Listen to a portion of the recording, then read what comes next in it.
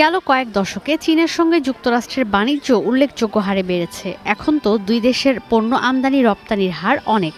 ২০০১ সালে চীন বিশ্ব বাণিজ্য সংস্থায় যুক্ত হওয়ার পর থেকেই বাণিজ্যিক সম্পর্কের উন্নতি হয়েছে, কিন্তু এতে করে মার্কিনরা চাকরি হারিয়েছেন, মাল্টিন্যাশনাল কোম্পানিগুলো নিজেদের উৎপাদন দেশের বাইরে সরিয়ে নিয়েছে।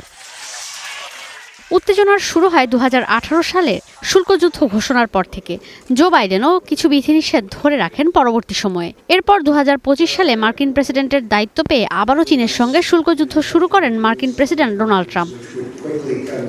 কূটনৈতিক ইস্যুসহ দুই দেশের বাণিজ্য যুদ্ধ নিয়ে সমাধানে আসতেই চীন সফরে গেছেন মার্কিন president Trump. Taiwan issue, Iran issue ছাড়াও এই সফরে প্রাধান্য পাচ্ছে ঝুলে থাকা বাণিজ্য চুক্তিসহ বাণিজ্যিক নানা বিষয়। ইরান থেকে জ্বালানি তেল কেনা ইস্যুতে এর মধ্যেই নতুন করে যুক্তরাষ্ট্রের বিরাগভাজন হয়েছে চীন। বাণিজ্যিক নানা বিষয় নিয়ে আলোচনার জন্য এই সফরে ট্রাম্পের সফরসঙ্গী হয়েছেন টেসলার ইলন মাস্ক, অ্যাপলের টিম কুক সহ টেক জায়ান্টরা।